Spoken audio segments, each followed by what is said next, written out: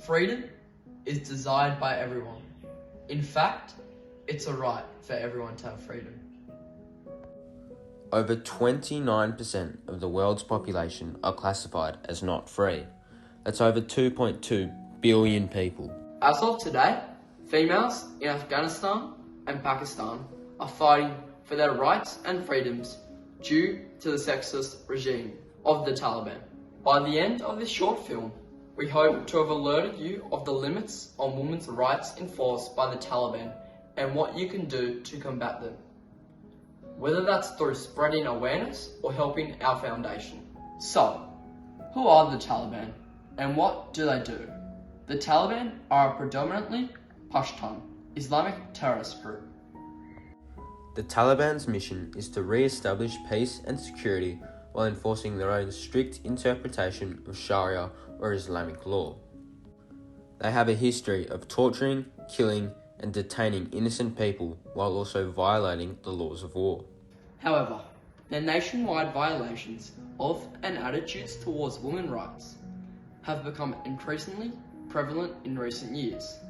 Since the present, in the 1990s, the Taliban have had great dominance to find any woman's right without severe backlash or repercussions from their country's people. The Taliban have made it mandatory for women to hide their faces, stay inside their homes unless absolutely necessary, deny some women of access to necessities, and forbid all women from pursuing higher education from grade 6. No discrimination, freedom of movement, and complete disregard for any woman's rights are just a few of the many human rights that the Taliban blatantly violate. Article 1 of the Declaration of Human Rights addresses the following. All human beings are born free and equal in dignity and rights.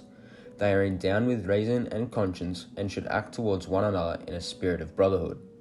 Article 19 also demonstrates everyone has the right to freedom of opinion and expression.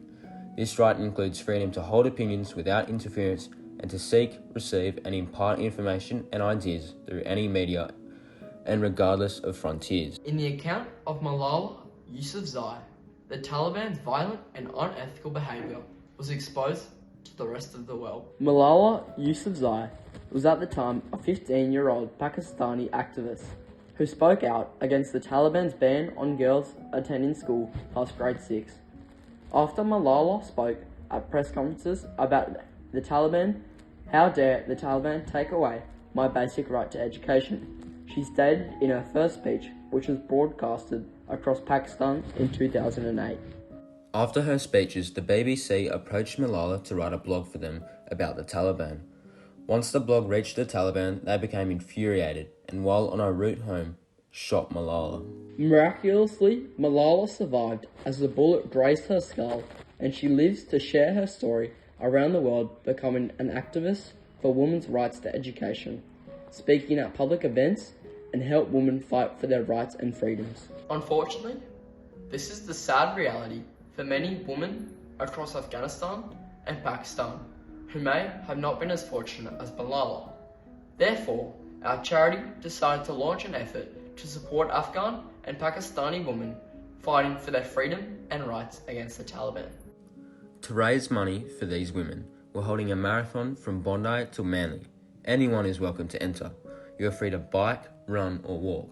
A purple wristband will be handed to everyone who finishes the marathon as a token of support for the women in Pakistan or Afghanistan. Additionally, a fund will be established so that you can help the women in need.